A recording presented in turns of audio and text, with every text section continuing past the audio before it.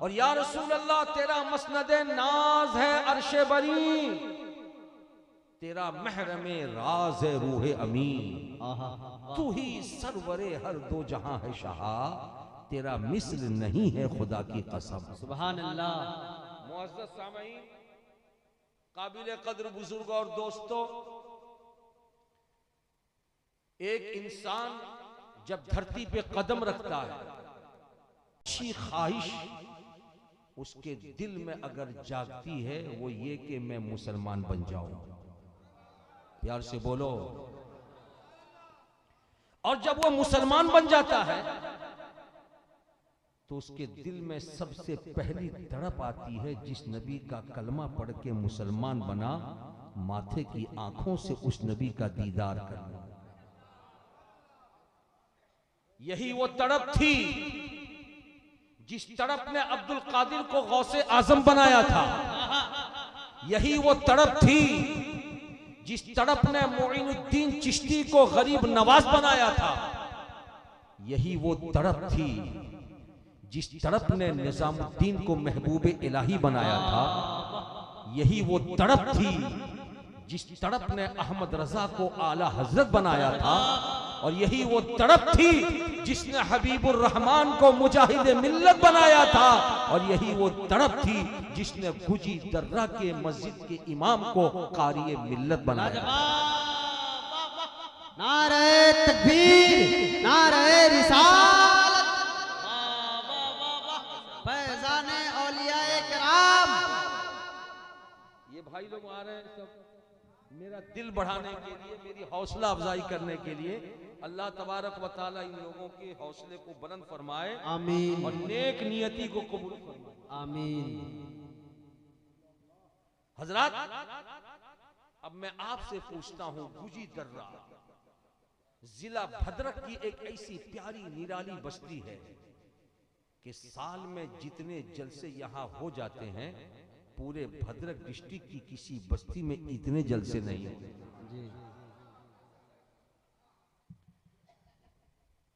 और ये सब निगाहे करम है हुजूर कारी मिल्लत की। जब तक आपने इस बस्ती पे अपना करम आम नहीं किया था, जगह जगह पे मीलाद को बंद करने की प्लानिंग तैयार होती थी, जुलूस मोहम्मदी पे पाबंदी लगाने की बातें होती थी, फातिहा न्याज और अंगूठा चुमने पे एतराज होता था। लेकिन मुजाहिद मिल्लत की दूरबीन निगाह ने देखा था कि इन चीजों के सद्दे भाप के लिए अगर किसी की जरूरत है तो इलाहाबाद के कारी मिल्लत की जरूरत है। और उन्होंने आने के बाद यहाँ की जामे मस्जिद के जब मसनद इमामत पे कदम रखा था तो अल्लाह तबारक व तआला ने इतनी बरकतें दी थी, इतनी बरकतें दी थी कि सारी बातिल ताकतें फना हो गई थी। और आज घर घर में या रसूल अल्लाह का तराना गा। जिंदाबाद, जिंदाबाद। मैं पूछना चाहता हूं, इतने सारे जलसों में आप शरीक होते हैं, ना तो मनकबत सुनते हैं, मुजाहिद मिल्लत की शान में बयान सुनते हैं, गौसे पाक का जिक्र सुनते हैं, मदीने वाले आका की बातें सुनते हैं। आपके दिल में कभी तड़प पैदा हुई कि माथे की आंख से अपने नबी को मैं देख लूं? बोलो भाई, बोलो प्यार से। अगर तड़प पैदा हुई है तो यकीनन मैं समझता हूं कि तड़प पैदा हुई है। कौन वो मोमिन होगा जिसके दिल में नबी के दीदार की तड़प न हो? इसलिए कि हसीनो जमील और खूबसूरत चीजों को देखने के लिए हमेशा आदमी तड़पता है। उम्दा क्वालिटी का फूल नजर के सामने आ जाए, आदमी नजर उठा के देखता है। सुबह के वक्त में सूरज तोलू हो रहा हो, रोशनी बिखेर रहा हो, आदमी सूरज की तरफ नजर करता है। हजरात, मैं पूछना चाहता हूं हजरत जमजम फतेहपुरी से, 25 बरस हो गए आपको रसूल पाक की नात पढ़ते हुए। आपने खुद भी पढ़ा, पढ़ने वालों से सुना, किताबों का मुताला किया। अगर आपने कहीं पढ़ा हो तो मुझको बताइए कि रूए जमीन में अल्लाह तबारक व तआला ने जितनी मखलूकात को बनाया है या आसमानी दुनिया पे बनाया है, कमो बेश जिनकी 18,000 से जायद गिनती की जाती है, तमाम मखलूकात में बोलो बोलो कि हसनैन करीमैन के नाना जान से भी हसीन मखलूक कोई है, कि फातिमतुज़ ज़हरा के अब्बा जान से भी हसीन कोई है, मदीने के आका से भी हसीन कोई है, मदीने के मुस्तफ़ा से भी हसीन कोई है। अगर रुए जमीन पर हसीन देखना हो तो किसी और को ना देखो, खूबसूरत देखना हो किसी और को ना देखो, अगर देखना हो तो अब्दुल्ला के बेटे को देखो, आमिना के लख्ते जिगर को देखो, मुस्तफ़ा जाने रहमत को देखो, शम्ए बज़्म हिदायत को देखो। यही वजह है आला हजरत अजीमुल बरकत कलम उठा के तहरीर फरमाते हैं, वो कमाले हुस्न हुजूर है कि गुमाने नक्शे जहां नहीं, वो कमाले हुस्न हुजूर है कि गुमाने नक्शे जहां नहीं। यही फूल खार से दूर है, यही शम्मा है कि धुआं नहीं। नारे तकबीर, नारे रिसालत, फिक्रे आखिरत कॉन्फ्रेंस। मुअज़्ज़ज़ हज़रात, रसूल पाक जैसा हसीन कोई नहीं। तो जब वो नबी ठहरे सबसे हसीन, वो नबी ठहरे, बोलो बोलो, वो नबी ठहरे सबसे हसीन, वो नबी ठहरे सबसे हसीन। सिर्फ मर्दों के लिए हसीन है या औरतों के लिए भी? और बोलो, जो भी नबी का कलमा पढ़ता है सबकी नजर में मुस्तफा हसीन है। हम भी कलमा पढ़ते हैं, हमारे घर की खवातीन औरतें भी कलमा पढ़ती हैं, इसलिए नबी कौनो मकां को देखने की तरफ मर्दों के दिल में जैसी होती है औरतों के दिल में भी वैसे ही होती है।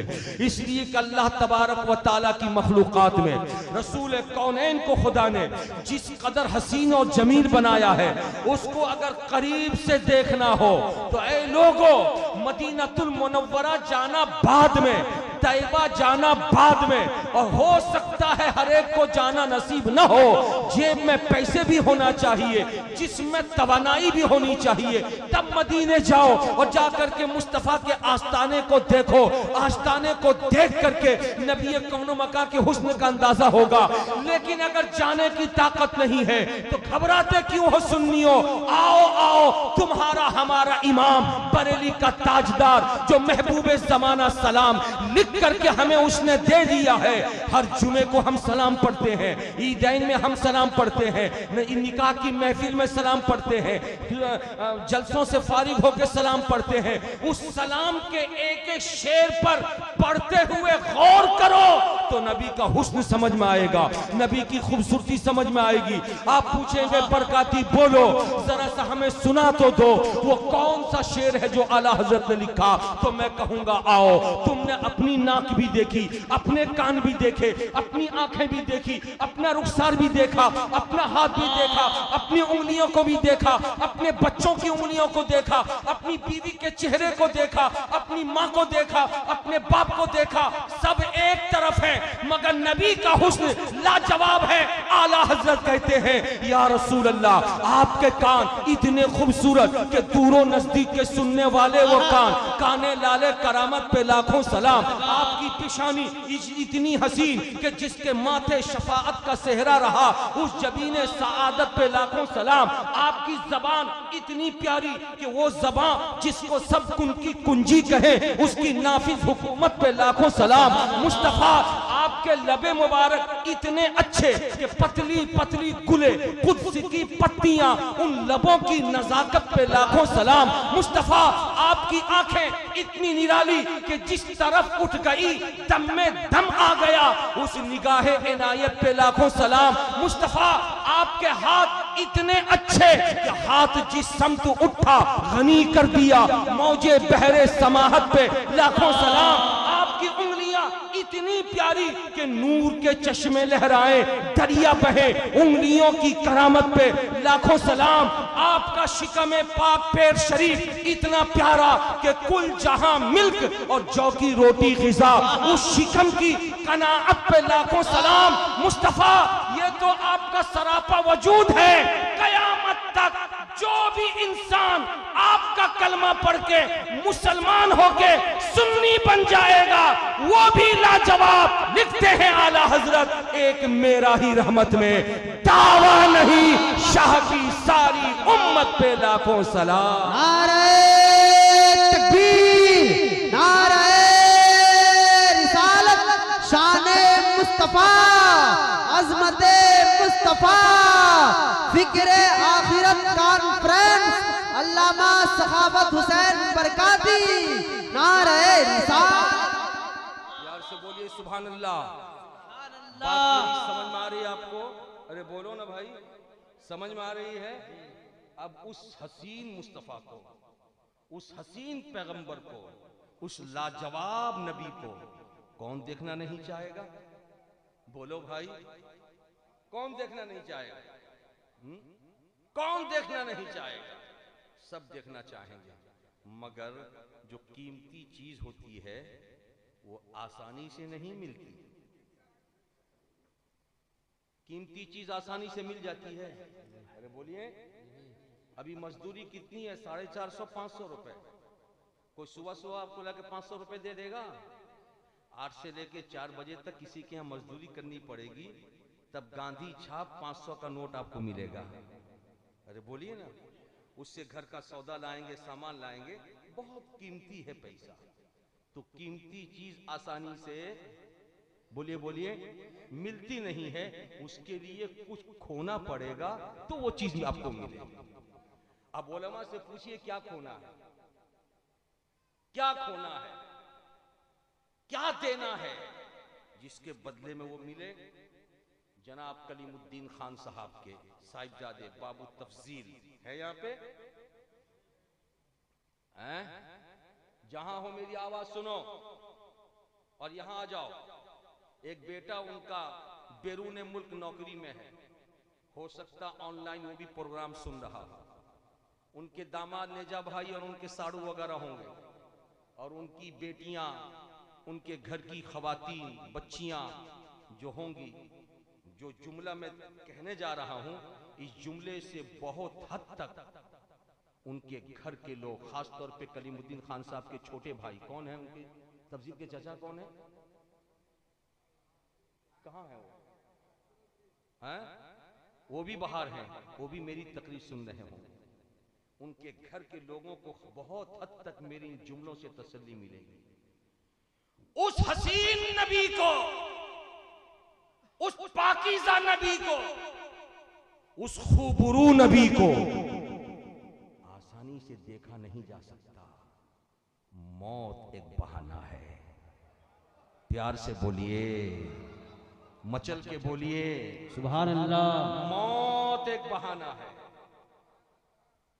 मौत एक बहाना है, मौत एक बहाना है। गले लगा लो।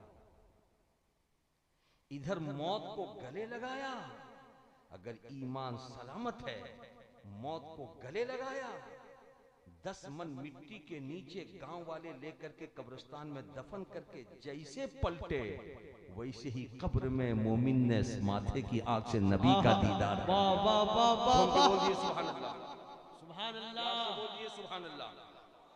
ये बात सिर्फ जनाबे कलीमुद्दीन खान साहब के साथ खास नहीं है। मेरा ईमान कहता है कि भाई इसको कम कर।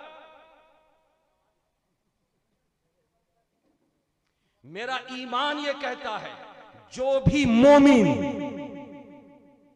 ईमान की सलामती के साथ दुनिया से जाता है, उसकी कब्र में मुस्तफा अपना जलवा दिखाते हैं। प्यार से बोलिए सुभान अल्लाह। मुस्तफा अपना जलवा दिखाते हैं। मुअज़्ज़ज़ सामईन, मैं कहना ये चाहता हूँ, आप में से बहुत से ऐसे होंगे जिनके दादा दुनिया से जा चुके होंगे, जिनके बाबा दुनिया से जा चुके होंगे, जिनकी दादी और जिनकी अम्मा भी दुनिया से जा चुकी होंगी। मैं पूछना चाहता हूँ कि वो दादा मोमिन थे, आप भी मोमिन हैं। दादा के दिल में तड़प थी कि नबी को देखूं, आपके दिल में भी तड़प है कि नबी को देखूं। दादी के दिल में तड़प थी कि नबी को देखूं, आपके दिल में भी तड़प है कि नबी को देखूं। तड़प दादा के पास भी, तड़प बेटे के पास भी, तड़प बाप के पास भी, तड़प पोते के पास भी, तड़प दादी के पास भी है, तड़प पोती के पास भी है। हर इंसान के पास तड़प है, लेकिन याद रखो जिसकी तड़प पहले पूरी होगी वो पहले कामयाब,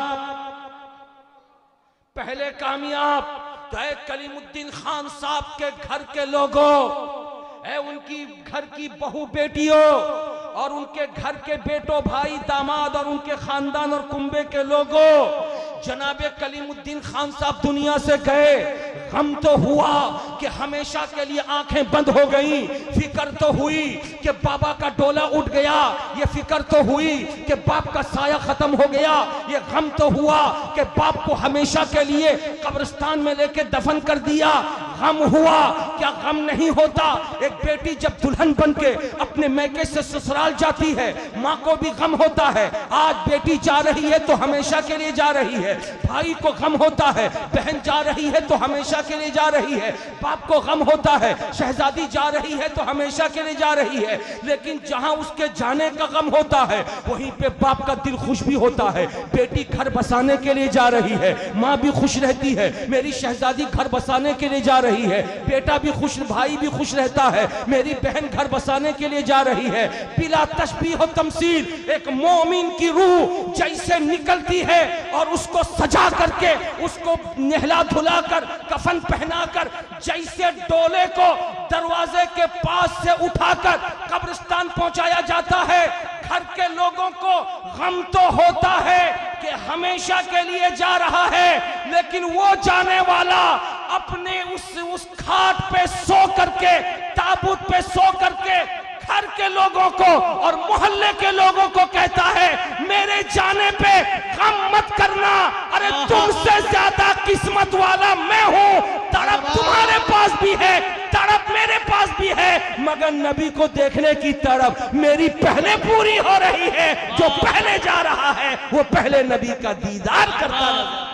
नारे तकबीर, नारे रिसालत, मसलके आला हजरत, फैजाने कारिए मिल्लत, फिक्रे आखिरत कॉन्फ्रेंस।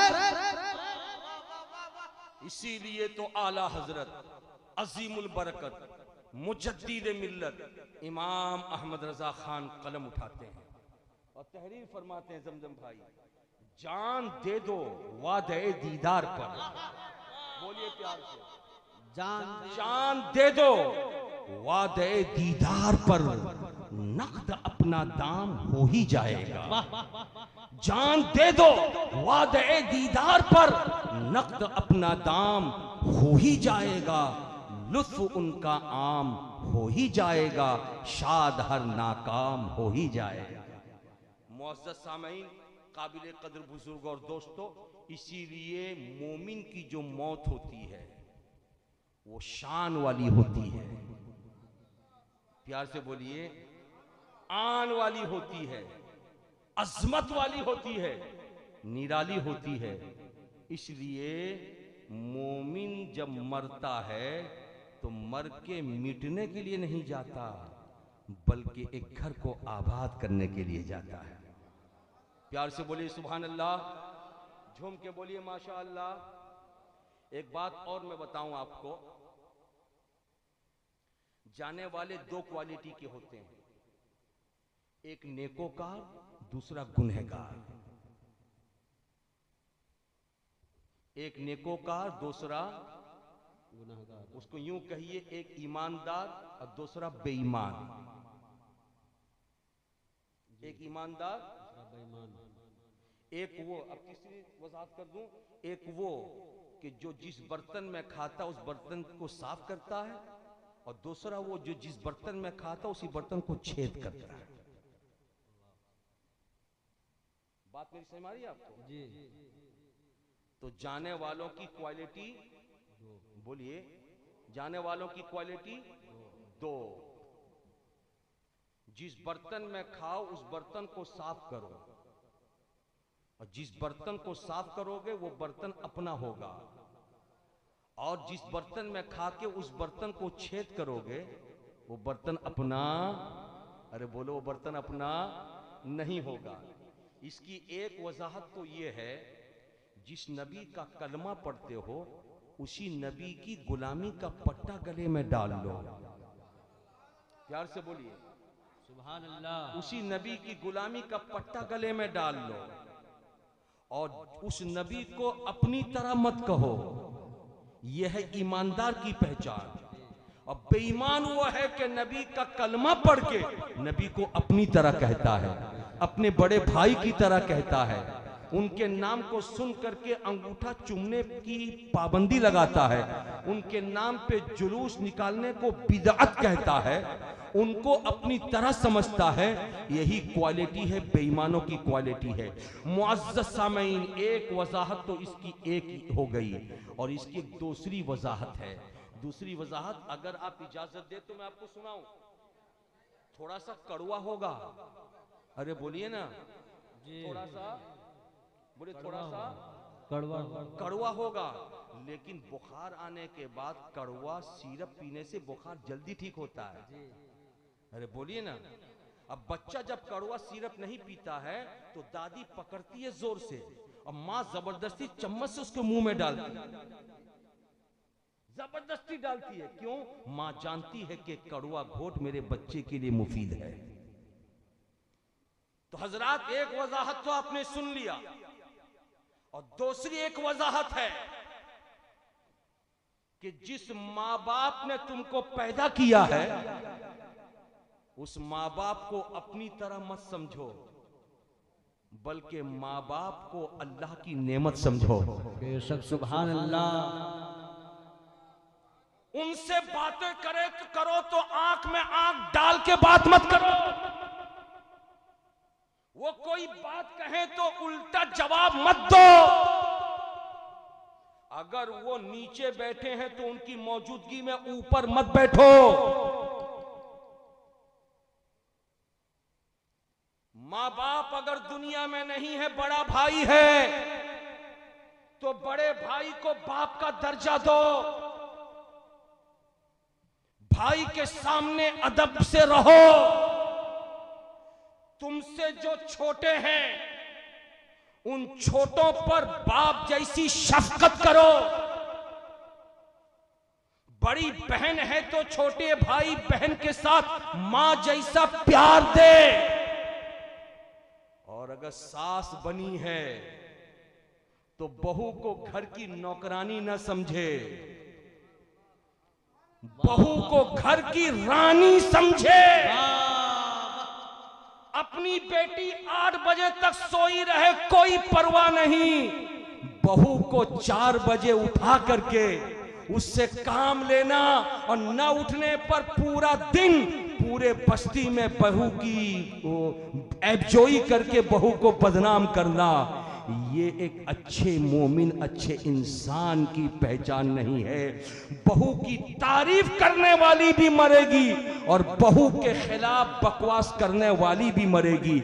माँ बाप का अदब करने वाला भी मरेगा, माँ बाप का गुस्ताख भी मरेगा, बड़े भाई को गाली देने वाला भी मरेगा, बड़े भाई की इज्जत करने वाला भी मरेगा।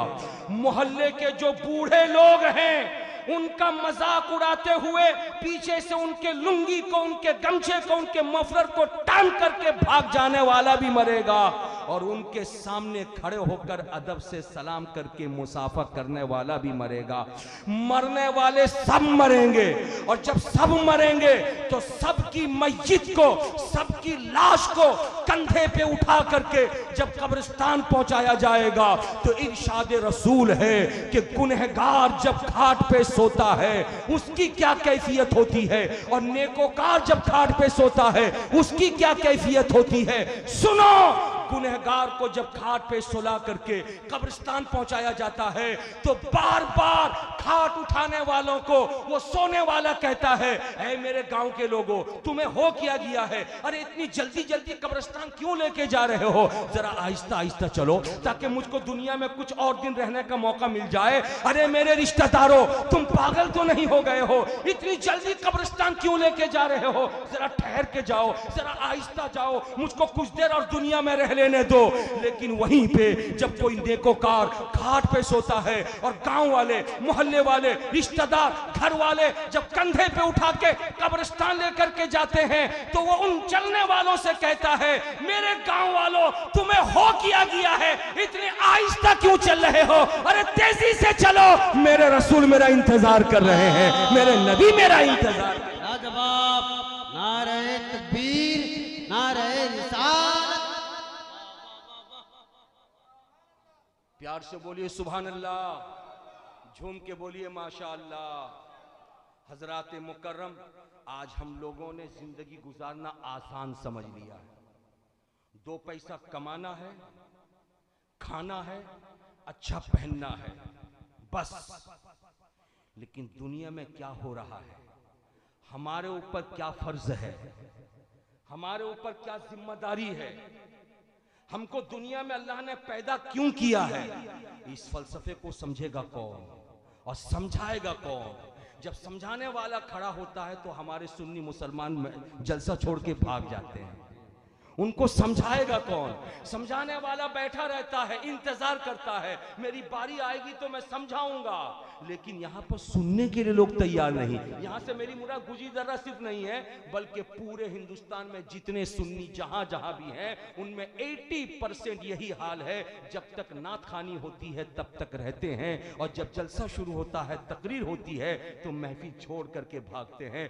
बोलो बोलो, अब तो आप अपने बच्चों को इंग्लिश मीडियम में दाखिला करवा दिए, आप अपने बच्चों को स्कूल में एडमिशन करवा दिए, आप अपने बच्चों को ट्यूशन स्कूल मीडियम से, अंग्रेजी मीडियम से पढ़वा रहे हैं, आप अपने बच्चों को खाली मदरसा या मस्जिद भेज रहे हैं अरबी सीखने के लिए। बगदादी कायदा या सनल कुरान, और कुरान पढ़ना सीख ले, अलिफ लाम मीम ज़ालिकल किताबु ला रैब फीह। लेकिन कुरान समझेगा कैसे, हदीस समझेगा कैसे? आपके बच्चे तो मदरसे का मुंह नहीं देखे। आप लोगों ने सोच लिया है मदरसा वो जाएगा जिसको मौलाना बनना होगा, मदरसा वो जाएगा जिसको कारी बनना होगा, मदरसा वो जाएगा जिसको हाफिज बनना होगा।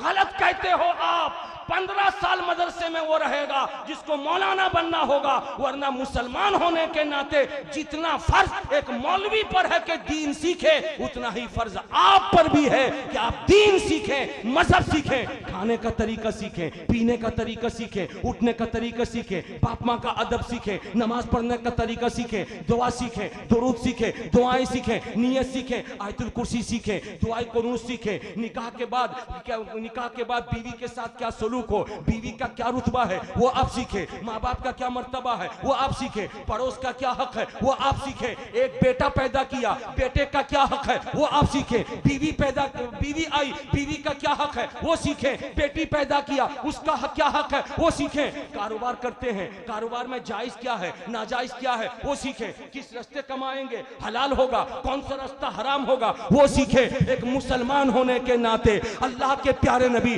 सल्लल्लाहु ताला अलैहि वसल्लम ने इरशाद फरमाया था 1400 साल पहले, तलबुल इल्म फरीज़तुन अला कुल्ले मुस्लिमिन व मुस्लिमा। नबी ने यह नहीं कहा था कि तमाम मौलवियों के लिए इल्म का सीखना फर्ज है, नहीं, हर मुस्लिम मर्द के लिए, हर मुस्लिमा औरत के लिए इल्म दीन का सीखना फर्ज है। जब वो सीख लेगा अल्लाह को भी पहचानेगा, रसूलुल्लाह। लेकिन हमारे यहां ताज्जुब है, सुन्नियों को हो क्या गया है, हो क्या गया है, हो क्या गया है। जैसे किसी मुकर्रिर की आमद की बारी आती है, बोरिया बिस्तर संभाल करके, बल्कि पहले से टारगेट बना करके आते हैं कि नाच सुनेंगे घर आएंगे। अभी हमारे जमजम भाई को 12:25 पे बिठाया है। तफजील बाबू अगर आप इशारा करके 2 बजे तक भी पढ़वाते ना तो जाने वाले 2 बजे तक बैठे रहते, इसलिए वो टारगेट लेकर आए थे कि जमजम साहब को सुनेंगे तब घर आएंगे। ये कितने अफसोस की बात है। आज संभल में मस्जिद पे हमला हो रहा है, बेगुनाह 5 लड़कों के पैर में नहीं सीने पे पुलिस वालों ने गोली चला करके उनका मर्डर किया है। आज अजमेर की दरगाह पे धावा बोल दिया है। आज बारी सिर्फ और सिर्फ राजस्थान वालों की या यूपी वालों की नहीं है, खबरदार, ख्वाबे गफलत से उड़ जाओ। कल तुम्हारी बस्ती पे भी हमला होगा, हमारे इलाके में भी हमला होगा। हिंदुस्तान के मुसलमान आज इतने निढाल और परेशान क्यों हो गए? मुसलमान कहां गए? सो क्यों गए, बेदारी क्यों नहीं है? सुन्नियों ख्वाबे गफलत से निकलो, मजहब से दूरी ने हमको यहां तक पहुंचाया है, दीन से दूरी ने हमको यहां तक पहुंचाया है। कल तक उनका हमला हमारी दुकानों पर हो रहा था, कल तक उनका हमला हमारे मकानों पे हो रहा था, आज उनका हमला हमारी मस्जिदों पे हो रहा है, आज उनका हमला हमारे मजार पर हो रहा है। और सिर्फ मजार और मस्जिद नहीं, आज हम उनका हमला हमारी बेटियों पे हो रहा है, हमारी ट्यूशन जाने वाली लड़की पे हो रहा है, हमारे कॉलेज जाने वाली लड़की पे हो रहा है। उनका मुनज़्ज़म ऐलान हो चुका है, जो भी मुस्लिम लड़की को बहकाकर फुसलाकर बहू बना के घर ले आएगा, उस लड़की को मुर्तद्दा कर देगा, दीन और इस्लाम से अलग कर देगा। उसके लिए 2.5 लाख रुपए का इनाम होगा, 6 महीने की खुराकी उसको दी जाएगी।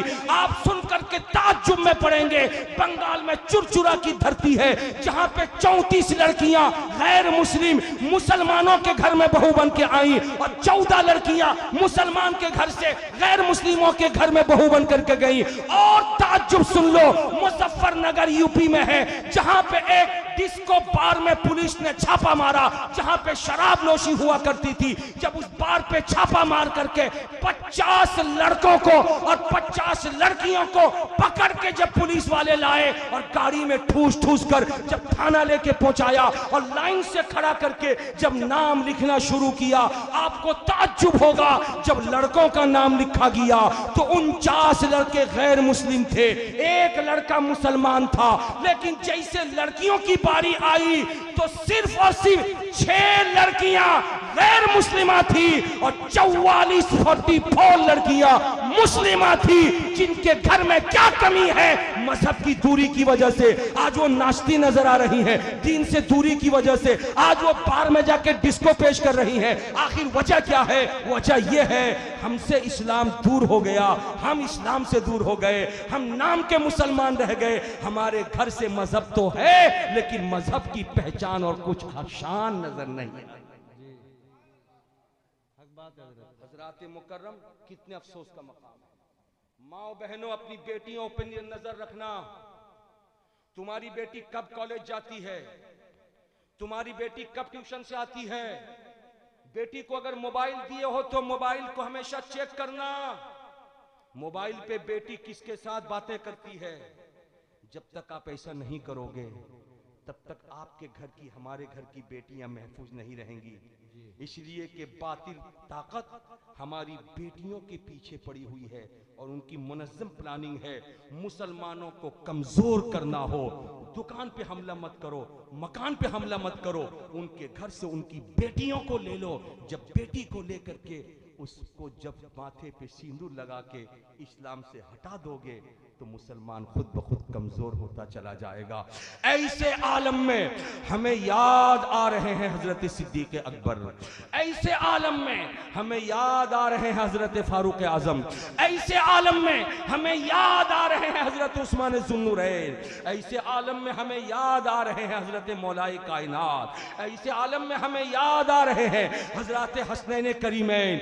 वो कौन सा जमाना था जिस जमाने में रसूल कलमा पढ़ाते थे और कुरान सुनाते थे, कलमा पढ़ाते थे, कुरान सुनाते थे। या इसको उलट दो, रसूल कुरान सुनाते थे और सुनने वाले कलमा पढ़ते नजर आ रहे थे।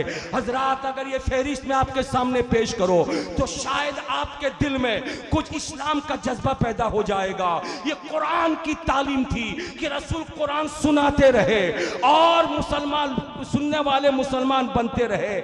आज हमारे घर में कुरान रखा है, माँ बहनें पढ़ने की उनको फुर्सत नहीं, आपको पढ़ने की फुर्सत नहीं, मुझे पढ़ने की फुर्सत नहीं। कुरान रखा है लेकिन उसके फैज से हम महरूम हैं। देखो देखो, रसूल ने जब गारे हिरा से वापस आकर कुरान सुनाया था तो 4 आदमी मुसलमान बने थे। तवज्जो हाजिर करना, वही रसूल है जब मुस्तफा जाने रहमत दारे अरकम से आकर कुरान सुनाए थे तो 45 लोग कलमा पढ़ के मुसलमान हुए थे। वही रसूल है जब शैब अबी तालिब से आकर कुरान सुनाए थे तो 83 लोग मुसलमान बने थे। वही रसूल हैं जो मैदान बद्र में कुरान सुनाए थे तो 313 की तादाद में लोग मुसलमान बने थे। वही मुस्तफा हैं जब सुलह हुदैबिया में कुरान सुनाए थे तो 1400 लोग मुसलमान बने थे। वही मुस्तफा है कि जब जंगे खैबर में मुस्तफा जाने रहमत ने कुरान सुनाया था तो 12,000 लोग कलमा पढ़ के मुसलमान बनते नजर आ रहे थे।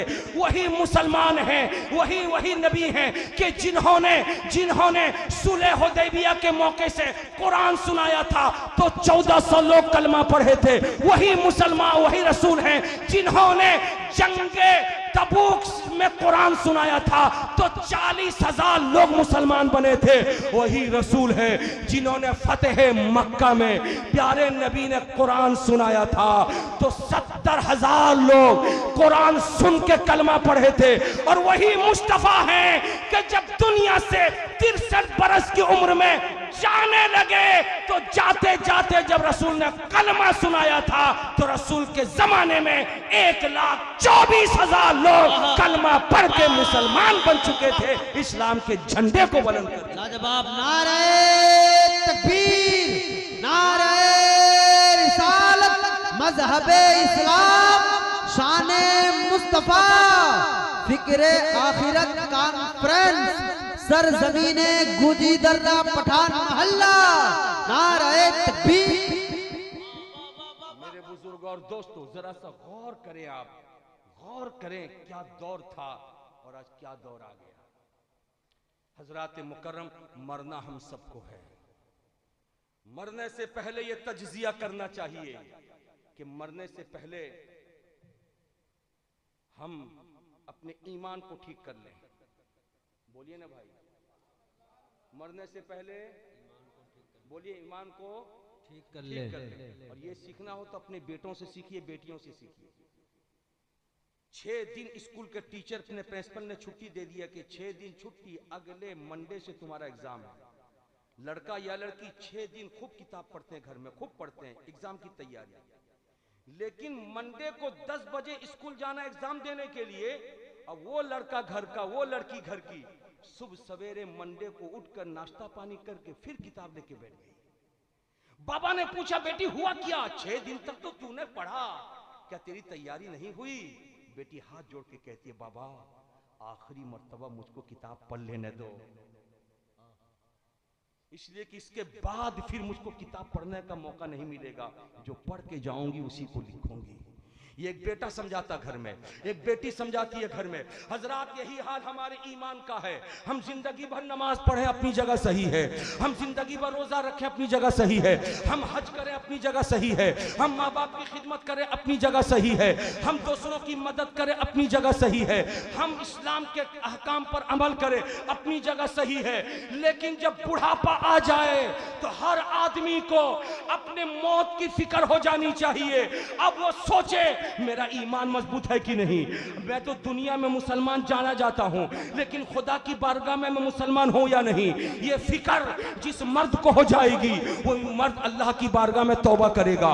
ये फिक्र जिस औरत को हो जाएगी वो औरत अल्लाह की बारगाह में तौबा करेगी। और जो तौबा करके जाएगा उसका मकाम क्या होगा, उसके मकाम को समझाने से पहले आओ हजरत फारूक आजम की जिंदगी जरा सा मैं सुनाता हूं। मैं तवज्जो चाहूंगा मैं तवज्जो चाहूंगा हजरत जमजम फतेहपुरी की। आओ फारूक आजम को कौन नहीं जानता। हजरत फारूक आजम जिनका नाम उमर है, जो खलीफतुल मुस्लिमीन है, अमीरुल मोमिनीन है, खलीफा दोएम है, जिनके बारे में रसूलुल्लाह कहते हैं मेरे ऊपर अगर नबूवत का दरवाजा बंद न होता, अगर नबूवत का दरवाजा खुला रहता तो मेरे बाद नबी बनते तो उमर फारूक बनते। वो जलाल था उमर फारूक का।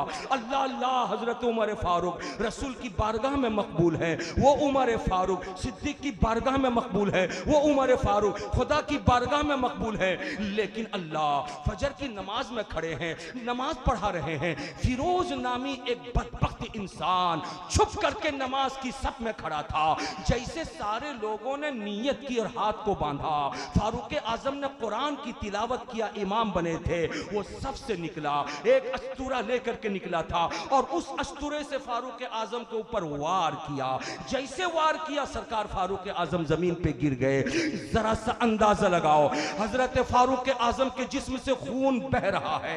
ऐसे आलम में नमाज किसी तरह पूरी की गई। फारूक आजम को उठाया गया और उठा करके घर लाया गया। हजरात, आखिरी वक्त में लोग अपने बेटों को याद करते हैं, आखिरी वक्त में लोग अपनी बेटियों को याद करते हैं, लेकिन देखो सरकार फारूक आजम ने क्या कहा। अपने बेटे को बुलाया और बुला करके एक प्यारी सी बात कही। सुनना पसंद करेंगे आप? अरे बोलिए बोलिए, सुनना पसंद करेंगे?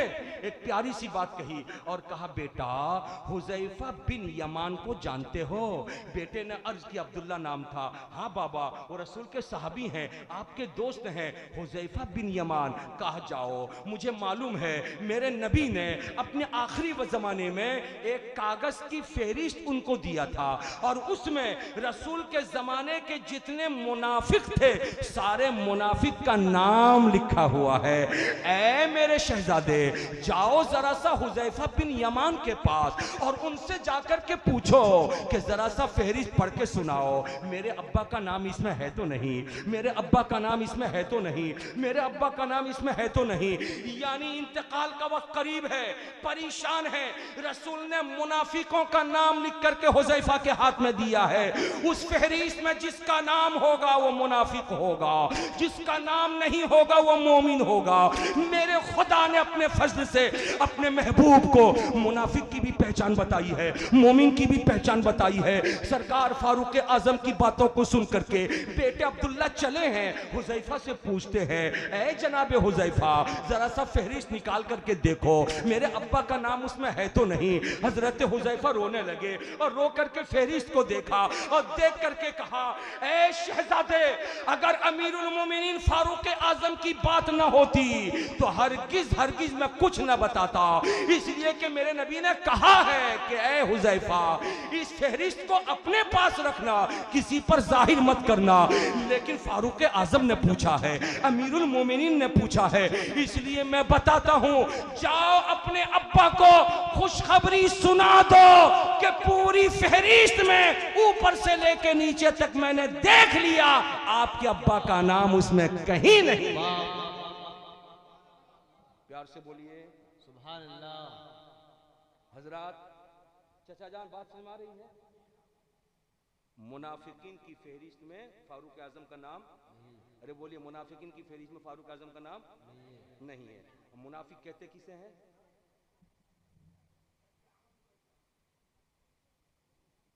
खाली इधर हाँ उधर हाँ को मुनाफिक कहते हैं। और भाई होकर के बहन का हिस्सा खा लेता, नहीं देता अब्बा अम्मा के मरने के बाद। अरे बोलो, अब्बा अम्मा के मरने के बाद बहन को हिस्सा नहीं देता है, और अगर बहन मांग लेती है तो लात मारता का, ले और लेकर के जा, दोबारा इस घर में मत आना। अरे बोलो ना जी। जब मुसीबत आ गई तो किसी से 10,000 का कर्जा ले लिया, लेकर के फटफटिया लेके घूम रहा, बेचारा वो कर्जा खा मांग रहा, मेरा कर्जा दे दो। अबे कहीं भाग जा रहा हूं क्या? जहां था तू टोक देता, समझता क्या है बे? अरे बोलो, अरे बोलो ना जी, उसको क्या कहोगे आप? अरे बोलो ना। शादी करके लाया था, 300 के मजमे में कहा था, फला की बेटी को मैंने कबूल किया, कबिल तो कबिल तो कबिल तो। और घर लाने के बाद उस बहू से थोड़ी सी गलती हो गई, ले जुत्तम दे जुत्तम, तेरी माँ का ऐसा तेरे बाप का ऐसा। अरे बोलो, अरे बोलो ना जी। ले जुत्तम दे जुत्तम और सीधे सास को गाली, ससुर को गाली। अरे बोलिए, ऐसे लोगों की कमी है? आए दिन हमारे घर में फसाद। 3 दिन से बुढ़िया घर में खाना नहीं खाई है, 3 दिन से। क्या बात है? सास बहू का झगड़ा। ऐसा बेटी का ही नहीं समझी उसको। अगर बेटी समझ ली होती तो उसका कसूर माफ कर देती। और ए बहू, सास क्यों समझती है, अम्मा क्यों नहीं समझी उसको? अरे बोलिए, ये सब कौन बताएगा, कौन सुनाएगा, कौन सिखाएगा? हमारे सुन्नी तो खाली नाते सुनेंगे। अरे बोलो ना भाई। हाँ? हम लोग बहुत परेशान है पूरे हिंदुस्तान में। जहां हम लोगों की बारी आती है पब्लिक चली जाती है। सुन्नी हो क्या गया तुम लोगों को? हो क्या गया? अरे नाच सुनो, लेकिन नाच सुनने के अब ये भी बोल के गए ना हजरत जमजम कि नाच सुनने से रूह में बालिदगी पैदा होती है और तकरीर सुनने से इंसान इस्लाम सीखता है। अरे बोलिए ना, इस्लाम, तकरीर सुनने से इस्लाम सीखता है, और जब इस्लाम सीखेगा तो कभी गलत काम नहीं करेगा, गलत काम नहीं करेगा। गलत काम वो करता है जो इस्लाम सीखा नहीं। हजरात, अभी मैंने खुतबा पढ़ा तकरीर में, तकरीर शुरू करने से पहले सरकार का नाम आया, मैंने देखा बहुत सारे लोग अंगूठा चूमे। ये इस्लाम सीखने की कमी है। खुतबे में जब नबी का नाम आ जाए, चाहे वो खुतबा जुमे का हो, चाहे मिलाद के जलसे का हो, चाहे निकाह के खुतबे का हो, जहां पर खुतबे में नबी का नाम आ जाए वहां अंगूठा को चूमने का हुक्म नहीं है। अरे बोलो, बोलो ना। 28 तो शायर का नंबर याद है उसको, मगर यह मसला नहीं मालूम है उसको कि अंगूठा कहां चूमना चाहिए, कहां नहीं चूमना चाहिए। अरे बोलो ना भाई, इस्लाम सीखने कमी है ना ये? अरे बोलो। मजार पे जाकर के बिल्कुल हाथ बढ़ाकर, चादर उठाकर, नाक, पेशानी, आंख रगड़ता है, वह भी देखता रहता है, कैमरा करता रहता है, और उसका जब इज्तिमा होता वहां लेके पेश करता, देखो सुन्नी है, देखो सुन्नी है। सुन्नी को इस्लाम नहीं मालूम। हुक्म है आला हजरत का कि कब्र को छुओ नहीं, चाहे आला हजरत का मजार हो, चाहे मुजाहिद मिल्लत का मजार हो, चाहे कारी मिल्लत का मजार हो, कब्र को छुओ नहीं। उनकी जिंदगी में जितनी दूरी पे खड़े रहते थे उतनी दूरी पर खड़े होकर के अदब से सलाम करो, मोहब्बत के साथ कुरान की तिलावत करो, रब की बारगाह में उनके वसीले से दुआ करो, सलाम करो, वापस हो जाओ। ये हुक्म है। लेकिन सुन्नी को मालूम ही नहीं है, सुन्नी को मालूम नहीं है। इस पूरे इलाके का कोई जलसा नहीं छोड़ेगा, पूरे भदर डिस्ट्रिक्ट का कोई जलसा नहीं छोड़ेगा, हर जलसे में जाएगा, मगर हर जलसे में उतनी ही देर रहेगा जब तक नाथखानी होती है। तो सीखेगा कैसे? अरे बोलो, सीखेगा कैसे? गुजी दर्रा वालों, हालत को बदल दो, इसलिए कि तुम्हारे पास जो अमानत है खुदा की, वो दूसरी बस्ती के लोगों के पास नहीं, इसलिए कि दूसरी बस्तियों के पास धन दौलत हो सकती है, लेकिन तुम्हारे पास दौलत भी है, कारी मिल्लत भी है। और जब है तो तुम सीखो, मजहब सीखो, दीन सीखो। हजरत, हजरत उमर फारूक रजी अल्लाह ताला अन्हु, हजरत उमर फारूक रजी अल्लाह ताला अन्हु को खबर क्या मिली? बेटे ने क्या खबर दिया? बोल दीजिए। लिस्ट में नाम तो खुशी मिली ना, उनको मिली ना। लेकिन अल्लाह, फारूक, ये जमजम भाई, ये अगला जुमला बता रहा हूं, रोना वाला मकाम है। आप और हम होते उस हालत में भी खुशियों में झूमते कि मेरे नबी ने कह दिया है कि मैं मोमिन हूं, मुनाफिक नहीं हूं, अब मुझको कोई परवाह नहीं। लेकिन फारूक आजम ने ऐसा नहीं किया। सुनो तफसील बाबू, फारूक आजम ने ऐसा नहीं किया, बल्कि अपने बेटे को बुलाया और बुला करके कहा, मेरे बेटे हुज़ैफा को मालूम है अभी मैं जिंदा हूं, अभी मैं मरा नहीं हूं, अभी मेरी रूह निकली नहीं है, मैं अभी अमीरुल मोमिनीन हूं, अभी खलीफतुल मुस्लिमीन हूं, अभी मेरा रौब चलता है, अभी मेरा दबदबा चलता है। हो सकता है कि हुज़ैफा डर से बता दिया हो कि आपका नाम नहीं है, इतने से काम नहीं चलेगा। बेटा अब्दुल्ला, जैसे मेरी रूह निकल जाए, मैं इंतकाल कर जाऊं, मुझे नहलाना, मुझे कफनाना और लेकर के मस्जिद नबवी के सहन पे मेरी लाश को रख देना, और रख करके जब जनाजा पढ़ने के लिए सब लोग इकट्ठे हो जाएं, तो ऐ मेरे बेटे अब्दुल्ला, तुम सफ में मत खड़े होना, तुम पूरी सफ में जायजा लेना, हुज़ैफा शरीक है कि नहीं है, हुज़ैफा शरीक है कि नहीं, हुज़ैफा शरीक है कि नहीं, हुज़ैफा शरीक है कि नहीं। अगर हुज़ैफा जनाजे में शरीक नहीं होंगे तो मैं समझूंगा डर से बोले हैं, लेकिन मुनाफिक का जनाजा पढ़ने नहीं आए। लेकिन अगर वो शरीक होंगे तो मैं समझ जाऊंगा वाकई मेरे रसूल ने मेरा नाम नहीं दे के मेरे मोमिन होने का ऐलान। नारे तकबीर, नारे रिसालत, जिंदाबाद जिंदाबाद। भाई प्यार से बोलो, क्या ईमान था चचा, क्या ईमान था चचा? ऐसा ईमान मिलेगा? अरे बोलिए ना, ऐसा ईमान मिलेगा? तब तो फारूक आजम कहते हैं रसूलुल्लाह से, जैसे दारे अरकम में 39 मुसलमान थे तो फारूक आजम को आता हुआ 39 मुसलमान देखे। दारे अरकम पहाड़ के ऊपर में हजरत अरकम का घर था, छुप करके कुरान पढ़ाया जाता था, छुप करके मक्के के काफिरों से। हजरत फारूक आजम जब पहाड़ पे चढ़ के जाने लगे तो पूरे 39 मुसलमान सरकार से कहने लगे, या रसूल अल्लाह अब खैर नहीं है, उमर आ रहे हैं, या रसूल अल्लाह उमर आ रहे हैं, हाथ में तलवार है, या रसूल अल्लाह उमर का मुकाबला कौन करेगा? उमर बहादुर इंसान है, उमर सिपह सालार है, उमर तवाना है, उमर पहलवान है, उमर कवि शक्ल इंसान है, उमर के अंदर ताकत और कुव्वत भरी हुई है जिनसे पूरा मक्का थर थर कांपता है। या रसूल अल्लाह क्या होगा? उमर का तेवर अच्छा नहीं लग रहा है। इधर सहाबा रसूल से कह रहे हैं, उधर मेरे रसूल मुस्कुरा के इरशाद फरमा रहे, मेरे सहाबा हट जाओ, उमर की अगर नीयत खराब होगी तो उसकी तलवार होगी, उसकी गर्दन होगी, और अगर उमर की नीयत अच्छी होगी तो नबी का कदम होगा, उमर का सर होगा। प्यार से बोलिए। फारूक आजम जैसे सरकार के पास पहुंचे, बदन में कपकपी तारी हुई, तलवार हाथ से छूट गई और जैसे छूटी कदम रसूल पे गिरे। अर्ज किया, या रसूल अल्लाह, इतना अच्छा दीन, इतनी अच्छी शरीयत, इतना अच्छा कानून लेके आने वाले नबियों के इमाम, रसूलों के सुल्तान, आपने उमर को इतने दिनों तक क्यों छोड़ रखा था? या रसूल अल्लाह, एक लम्हे के लिए भी मैं कुफ्र में नहीं रहना चाहता, मुझे कलमा पढ़ा के दाखिल इस्लाम कीजिए। रसूलुल्लाह ने कलमा पढ़ाया, दाखिल इस्लाम किया, जैसे मुसलमान बने 40 की तादाद पूरी हुई, खड़े हो गए, कहने लगे, या रसूल अल्लाह क्या हो रहा है? सरकार ने फरमाया, कुरान पढ़ा रहा हूं। और क्या हो रहा है?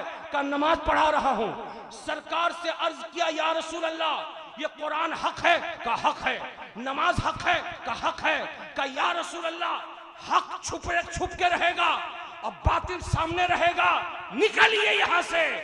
अब हक को छुपना नहीं है। 2 सफ़े कायम हो गई, 20-20 लोगों की।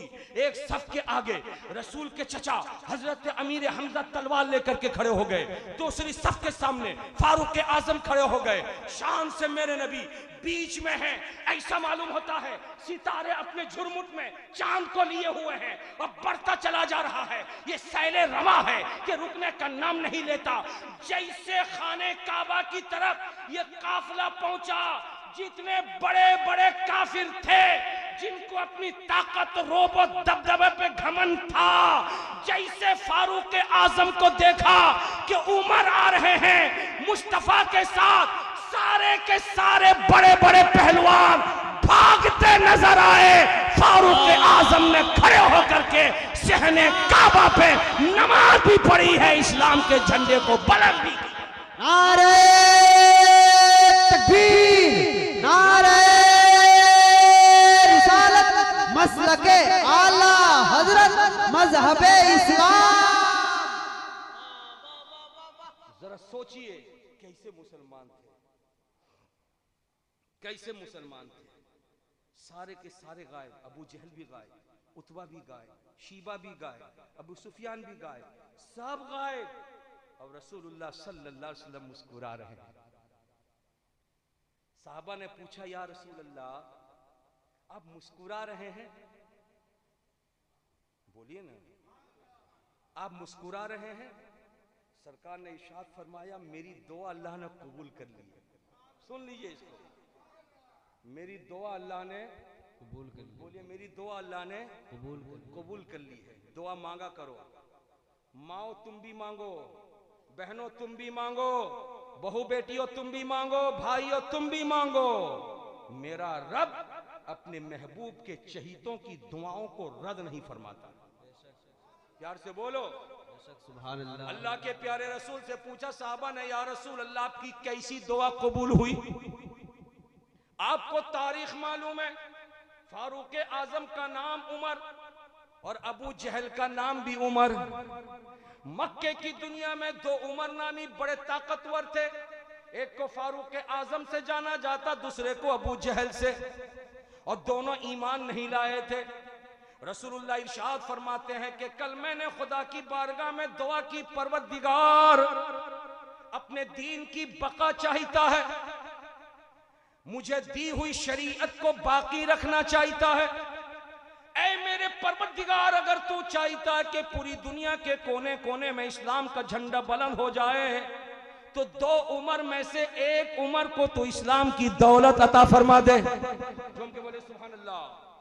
दो उमर में से एक उमर को ईमान की दौलत अता फरमा दे। तो रब्बे कदीर ने खत्ताब के बेटे उमर को इस्लाम की दौलत अता फरमाई है। और इस्लाम की दौलत जब फारूक आजम को मिल गई है, तो आप अंदाजा लगाएं, 36 लाख मुरब्बा मील की जमीन आज तक किसी भी बहादुर या किसी भी बादशाह या किसी भी राजा महाराजा के जमाने में इतने बड़े इलाके पे कभी भी उस बादशाह का झंडा बुलंद नहीं हुआ। लेकिन फारूक आजम है, इनके दौरे खिलाफत में 36 लाख मुरब्बा मील की जमीन को फारूक आजम ने फतह किया और इस्लाम का झंडा बुलंद करके बता दिया कि खुदा की बारगाह में अगर कोई दीन पसंदीदा है वो मजहब इस्लाम है, जिसके बारे में कुरान कहता है इन्ना दीना इंदल्लाहिल इस्लाम। सुभान अल्लाह। मेरे बुजुर्ग और दोस्तों, तो वो तो 36 लाख मुरब्बा मील की जमीन पे इस्लाम का झंडा गाड़े थे, और हम लोग जो है ना इस्लाम के झंडे को उठाते तो हैं, जुलूस निकालते हैं तो उठाते हैं। रबीउल अव्वल की 12 तारीख को, अरे बोलिए, उठाते हैं। लेकिन जब चाय खाने पे बैठे रहते हैं, मगरिब की अजान होती रहती है, हमारे दो मुसलमान भाई चाय खाने पे लड़ते रहते हैं। हिंदू दुकानदार कहता है कि भाई अजान हो गई, आप नमाज पढ़ने नहीं जाएंगे? मौलवी लोग पढ़ता है। अब बताओ, इस्लाम का झंडा वहां भी तो है, अपने हाथ से इस्लाम के झंडे को गिरा रहे हो ना? अरे बोलो भाई, इस्लाम के झंडे गिरा रहे हो? अरे बोलो ना, ये तो चाय खाने की बात है। और अगर बेटा चला गया दुबई और बाप यहां बहू की तलाश में है, तो मोच पे ताव दे के बोलेगा अपाची लूंगा, अपाची। अल्लाह। और क्या लेना है? 2 लाख रुपया नकदी। अबे शर्म नहीं आता? जुमे में मौलाना साहब तकरीर किए, रात तकरीर को मस्जिद में बेटे को पैसा खर्चा करके भेजा हूं। गरीब बाप जिसकी 6 बेटियां हैं, 8 बीघा जमीन बेच दिया, 3 बेटी की शादी किया, 3 ठो बाकी है। मजबूर होके करेगा क्या? तीनों को मोबाइल दे देगा कि बेटी अब मैं तुम्हारी शादी कर नहीं सकता, मोबाइल ले, जैसे नंबर जिसको देना है दे करके भाग। अरे बोलो, मुस्लिम घर की लड़कियों के भागने के पीछे ये भी रीजन है, ये भी रीजन है। कल तक तो बहू को इज्जत समझ के लाया जाता था घर, अभी बहू को बिजनेस समझ के लाया जा रहा है घर। खुदारा, जो खुदा तुमको बेटा देता है, वो खुदा बेटे की दौलत छीन लेना भी जानता है। इसलिए किसी बाप के घर अगर बेटी पैदा हुई है, तो उसके बाप के ऊपर जुल्म और सितम मत ढाना, उसके ऊपर तुम बेजा फरमाइश करके, नकदी का मुतालबा करके हरगिज उसके बाप पर जुल्म मत करना। इसलिए कि याद रख, जब बेटी पैदा होती है, वो बेटी अपने बाप के घर जरूर पैदा होती है, लेकिन बेटी अपने बाप की बेटी नहीं होती, बेटी पूरे समाज की बेटी होती है, बेटी पूरी पंचायत की बेटी होती है, बेटी पूरी आबादी की बेटी होती है, वो बेटी पूरे समाज की बेटी होती है। इसलिए तुम्हारी बेटी की जो इज्जत है, पराई की बेटी की भी वही इज्जत है। अगर खुदा तुम्हें आज बेटे की जगह बेटी दे दिया होता तो तुम क्या करते? इसलिए मुसलमानों, तकरीरें सुनो, सुन करके रात के अंधेरे में तकिए पे सर रख करके बत्ती बुझाकर मोबाइल को ऑफ करके जरा गौर करो।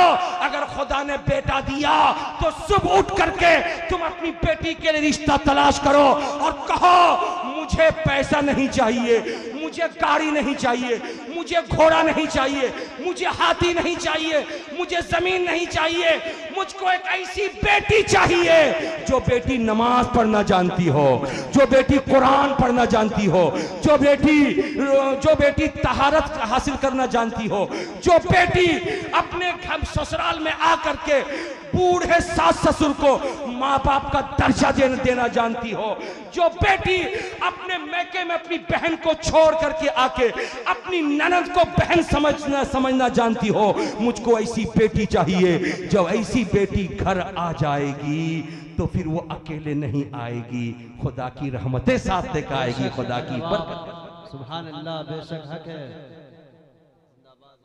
हजरात, बस मैं 2-4 मिनट में तकरीर खत्म करूं, घबराइएगा नहीं चचा, घबराइएगा नहीं, बस घबराइएगा नहीं, 2-4 मिनट। हजरात, मैं आपको बताना ही चाह रहा हूं आज हमारा समाज गया कहां,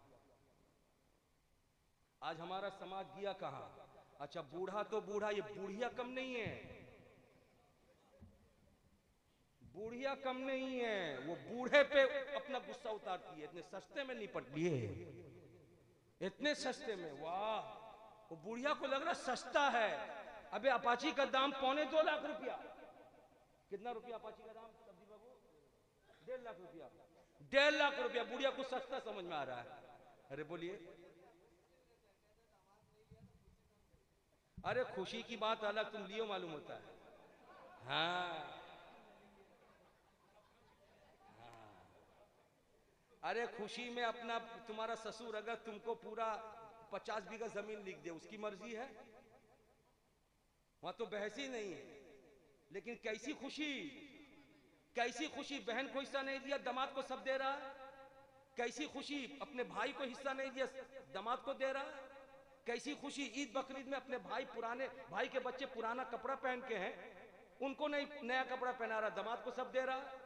मस्जिद की ढलाई नहीं हुई है, वहां पर 20 बस्ता सीमेंट नहीं दे रहा है, सब दामाद को दे रहा है। अरे बोलिए, कितने गरीब बच्चे फीस जमा नहीं कर पा रहे हैं, जिसकी वजह से पढ़ाई छोड़ दिए, उन बच्चों को पढ़ाने की फिक्र नहीं है, दामाद को दे रहा। तेली के ऊपर तेली के सर पर तेल, खुशी में दे रहा। वाह साहब, खुशी में दे रहा। अरे खुशी की भी एक हद है इस्लाम में, खुशी की भी एक हद है,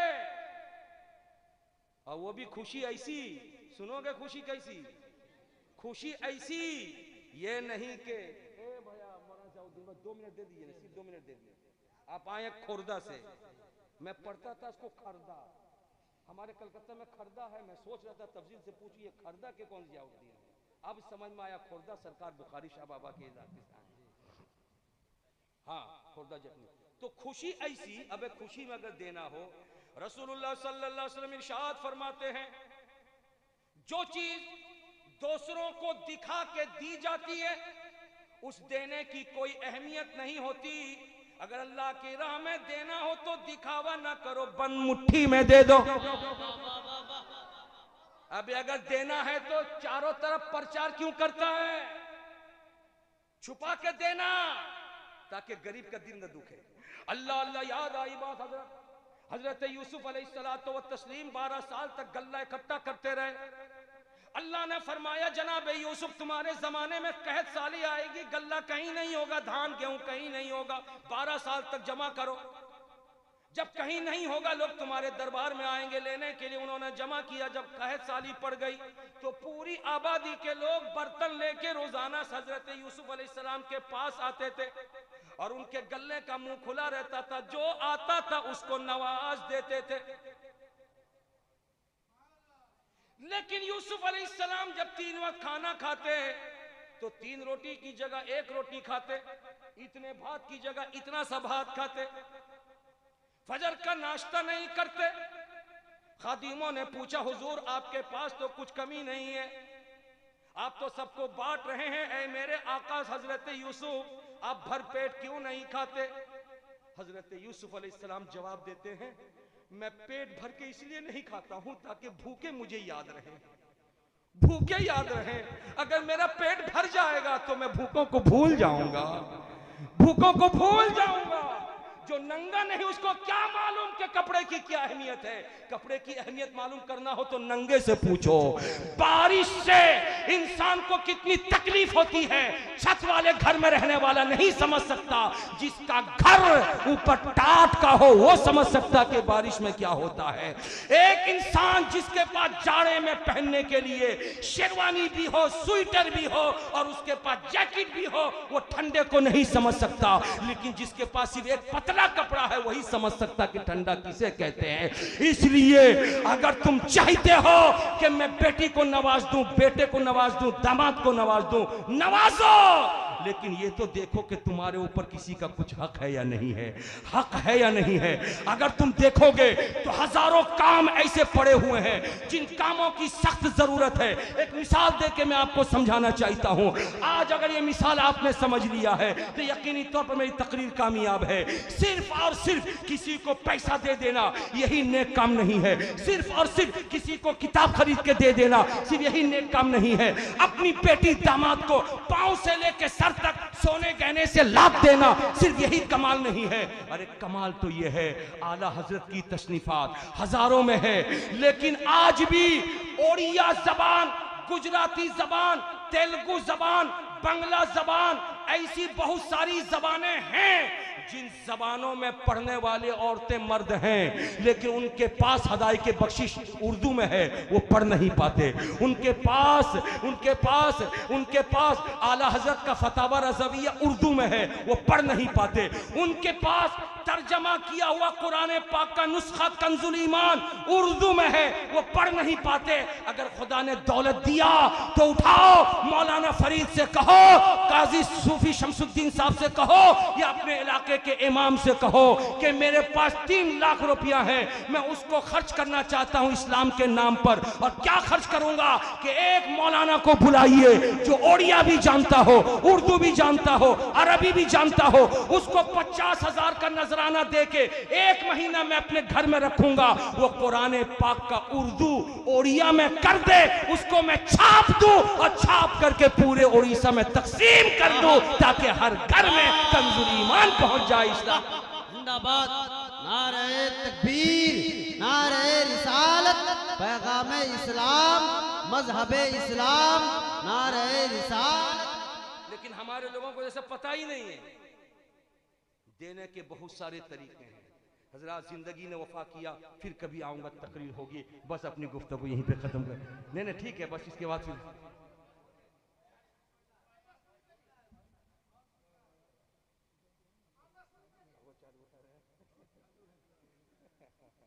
अच्छा ठीक है।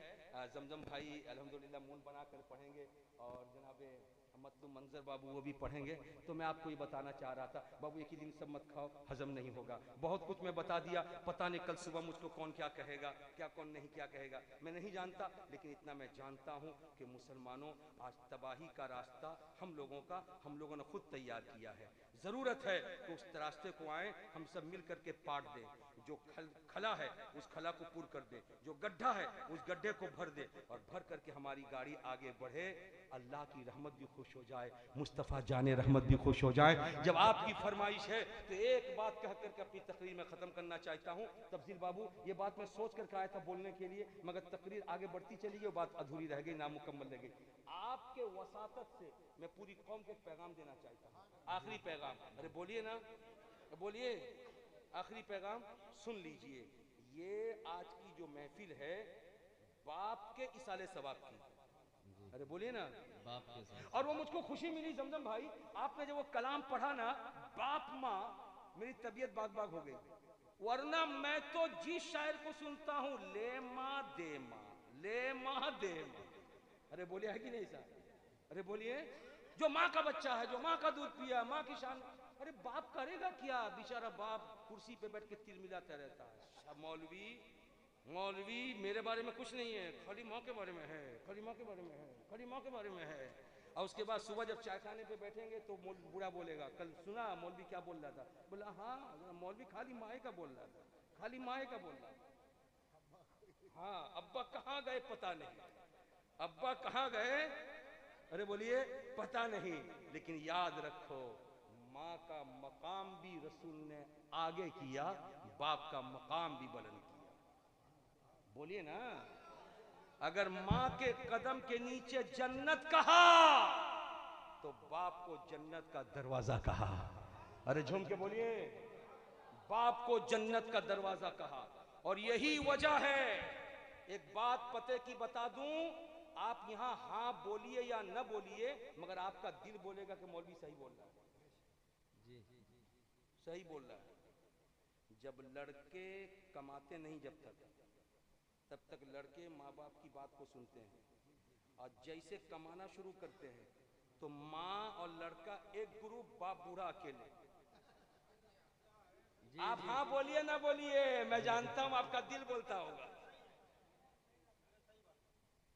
बाप बेचारा हाफी शाफी होकर के आया, समझे ना। अब माँ बेटे सब आपस में बात कर रहे थे, बेचारा बूढ़ा बोला कि क्या हुआ? जैसे बोला क्या हुआ, बुढ़िया बोलती है कि क्या हुआ सब बताना तुमको जरूरी है, जाओ यहां से, सब बताना जरूरी है।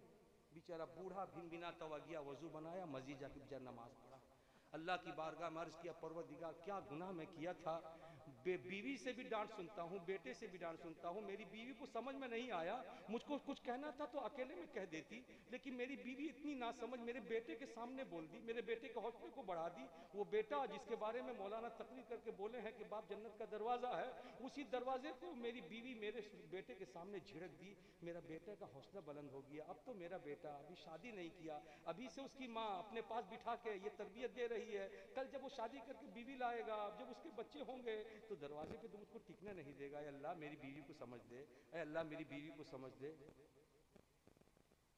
अरे बोलो, अरे बोलो, बीवियों, इन शोहरों की इज्जत को मलियामेट करने वाली तुम हो। अगर चाहती हो कि तुम्हारे शोहरों का मकाम तुम्हारे बच्चों के सामने बुलंद रहे, हरगिज अपने बच्चों के सामने अपने शोहरों को बुरा भला मत कहो। और शोहरों, अगर तुम चाहते हो कि मेरी बीवी की इज्जत मेरे बच्चों के सामने बर्बाद ना हो, तो अपने बच्चों के सामने अपनी बीवियों को उल्टा सीधा मत कहो। ये इस्लाम की तरबियत है। अगर कहना है तो खुदा ने एक रूम तुमको दिया है मियाँ बीवी के लिए, उस रूम में जब रात में बंद हो जाओ, बच्चे अपने अपने कमरे में सोएं, वहां पर अपनी बातें एक दूसरे से शेयर करो। बीवी मर्द से, शौहर से कहे, शौहर बीवी से कहे, वहां पर एक दूसरे की बात कर लो कि आइंदा ऐसी बात नहीं होनी चाहिए। मैं तुमको ऐसा कहते हुए देखा, वैसा कहते हुए सुना, बीवी जो कहना हो कहे, शौहर जो कहना हो कहे, बच्चों के सामने हरगिज नहीं, वरना आज के बच्चे जिनको मेरे लिए समझना चुटकी का खेल है, जिस गली से गुजरता हूं, अगर बच्चों को खेलता कुत्ता थापी खेलता, लुड्डू खेलता, गुल्ली डंडा खेलता, गाना गाता हुआ, नाचता हुआ, बेतबे करता हुआ, गाली देता हुआ पाता हूं, उस रास्ते अगर गुजर जाता हूं और बच्चों पे कोई असर मुरतब नहीं होता, तो मैं समझ जाता हूं ये बच्चे अपने माँ बाप की कद्र नहीं करते हैं। अगर माँ बाप की कद्र करते, जो बच्चे अपने घर में माँ बाप की कद्र करते हैं, वो बच्चे मोहल्ले के बूढ़ों को देखेंगे तो कद्र करेंगे, मस्जिद के इमाम को देखेंगे तो कद्र करेंगे, इज्जत वाले को देखेंगे तो कद्र करेंगे। इसलिए अगर चाहते हो कि पूरे इलाके में तुम्हारे बच्चों का नाम रोशन हो, तुम्हारे बच्चे को पूरी बस्ती के लोग अच्छा बच्चा कहें, तो अपने घर में मियाँ बीवी तुम शेयर कर लो। बीवी बच्चों के सामने बाप को न झिड़के और बाप बच्चों के सामने माँ को न झिड़के। ये तरबियत का आला मकाम मैंने दिया आपको, आला नमूना। बात मैं आपको सुनाना चाह रहा था, हमारे जमजम भाई ने मिजाज बना दिया था, बाप माँ दोनों को साथ लिया था, इसलिए माँ भी इज्जत के लायक, बाप भी इज्जत के लायक। आओ आओ आज जनाब चूंकि जनाब मरहूम कलीमुद्दीन खान साहब तफजील बाबू राजन बाबू के अब्बा हैं, इसलिए अब्बा की शान में कुछ बात बयान करके 2 मिनट में अपनी जगह लेना चाहता हूं। अरे बोलो भाई, बोलो ना। अल्लाह अल्लाह। हजरत इब्राहिम मकबूल रहमतुल्लाहि ताला अलैहि, ये रवायत सुन लो। एक बंदे को कई दिन से देख रहे थे, नमाज पढ़ रहा था, हाथ में तस्बीह के दाने थे, तस्बीह पढ़ा करता था, हमेशा बावजू रहता था। सूफी साहब की दुआ दे दीजिए। हमेशा बावजू रहने वाला, नमाज की पाबंदी करने वाला, कुरान की तिलावत करने वाला, तस्बीह और तहलील करने वाला हजरत इब्राहिम मकबूल रहमतुल्लाहि ताला अलैह, बहुत बड़े बुजुर्ग जिनको अल्लाह ताला ने कश्फ की ताकत अता फरमाया था, यानी आंख को बंद करते तो अल्लाह की तरफ से बहुत सारा इल्म उनको हो जाता था। उन्होंने आंखों को बंद किया, बंद करके जब आंख खोली तो उसको बुलाया और कहा कि बाबू मैं तुमको कई रोज से देख रहा हूं, नमाज की पाबंदी करते हो, कुरान पढ़ते हो, तस्बीह पढ़ते हो, हमेशा तुम जिक्र अस्कार में रहते हो, लेकिन आंखों को बंद करके मैंने जब देखा अल्लाह के नेक बंदों की फहरिस्त, उस फहरिस्त में मैंने तुम्हारा नाम कहीं नहीं पाया। अल्लाह, बोलो अल्लाह। ये अल्लाह बोलने का मकाम है, अल्लाह। अरे बोलो ना भाई। ऐसी ताज्जुब की जगह आ जाए तो क्या बोलना चाहिए? अल्लाह। इतना बड़ा नमाजी, कहीं भी उसका नाम नहीं। सोचो माँ बहनों, इतना बड़ा साफ सुथरा तहारत वाला, कहीं भी उसका नाम नहीं है। हजरत इब्राहिम मकबूल कहते हैं कि मैंने खुदा के नेक बंदों की फहरिस्त देखी आंखों को बंद करके, तुम्हारा नाम मैंने कहीं नहीं पाया। बंदा रोने लगा, उसकी रोती हुई हालत को देखा तो हजरत इब्राहिम मकबूल ने फरमाया सुनो, रोवो नहीं, मेरे सवाल का जवाब दो। क्या सवाल था? सवाल सुनो। सवाल ये था, ये तो बता तू नमाजी भी है, कुरान की तिलावत करने वाला, ताली भी है, कारी भी है, तस्बीह और तहलील करने वाला, सब अपनी जगह है, लेकिन ये तो बता तेरे बाप तुझसे नाराज तो नहीं रहते हैं? तेरे बाप तुझसे नाराज तो नहीं रहते हैं? आंखों को नम किया, सर झुका के कहा हुजूर यही हकीकत है, अब्बा का इंतकाल हो गया, लेकिन जाते जाते मुझसे खुश होकर के नहीं गए। मेरी आदत से, मेरे तौर तरीके से, मेरे आदत व अखलाक से, मेरे किरदार से मेरे अब्बा को बहुत तकलीफ थी। और क्या तकलीफ नहीं होगी? किसी का बाप अगर अपने बेटे को किसी की शादी की तकरीब में नाचता हुआ देखेगा तो बोलो बाप को तकलीफ होगी या नहीं होगी? अगर किसी के बेटे को बाप अगर गाली देता हुआ देखेगा, बोलो तकलीफ होगी या नहीं होगी? अरे बोलो ना भाई। अगर बेटे को ऑल फॉल बकता हुआ और औबाश लड़कों के साथ दोस्ती करता हुआ देखेगा तो बोलो बाप को तकलीफ होगी या नहीं? बिला जरूरत रात के 12 बजे तक अगर चौराहे पर ही ठीठी करता हुआ बाप देखेगा, 10 मर्तबा फोन करेगा, तब भी बेटा घर नहीं आएगा, बोलो बाप को तकलीफ होगी या नहीं होगी? होगी ना। ऐसे ही हालात थे, जैसे पूछा तो जवाब दिया हाँ, मेरे बाप को मुझसे नाराजगी थी, मेरा बाप मुझसे राजी नहीं था। हजरत इब्राहिम मकबूल फरमाते हैं, बोल तेरे बाप की कब्र कहाँ है, मुझे ले चल। अल्लाह अल्लाह, हाथ पकड़ा और पकड़ के कब्रिस्तान ले गया। सुन लो, वो 2 जुमले हैं, बस 2 जुमले। ले गया और ले करके बाप की कब्र की निशानदेही जैसे बेटे ने किया। ये अल्लाह वाले थे, खुदा ने इनको कश्फ दिया था, ताकत दी थी, रूहानियत दी थी, करामत दी थी। आवाज लगाई, ओ कब्र में सोने वाले, तेरा बेटा नमाजी तो बन गया मगर तेरा बेटा रब की बारगाह में मकबूल नहीं है। तेरा बेटा कुरान पढ़ने तो लगा मगर रब की बारगाह में मकबूल नहीं है।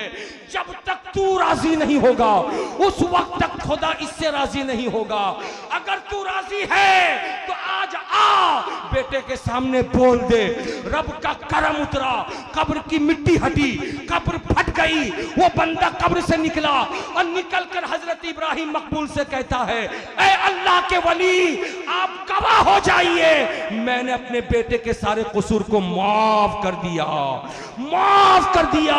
जैसे माफी का लफ्ज बोला वैसे ही अल्लाह वाले ने आंखें बंद की और जिस फहरिस्त को देख करके कहा था कि तेरा नाम नहीं है, आंखों को बंद करके जैसे उस फहरिस्त को देखा तो देखा एक किनारे में इस बंदे का नाम लिखा।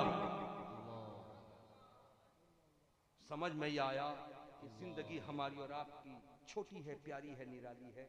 इस छोटी सी जिंदगी में माँ बाप को राजी करना चाहिए, माँ बाप को तकलीफ नहीं देनी चाहिए। जिंदगी ने वफा किया, फिर इंशाअल्लाह हाजिरी होगी, फिर मुलाकात होगी, फिर बातें होगी। उन्हें जाना, उन्हें माना, न रखा गैर से काम। लिल्लाहिल हम्द, मैं दुनिया से मुसलमान गया। वमा अलैना इल्लल बलाग। अस्सलामु अलैकुम।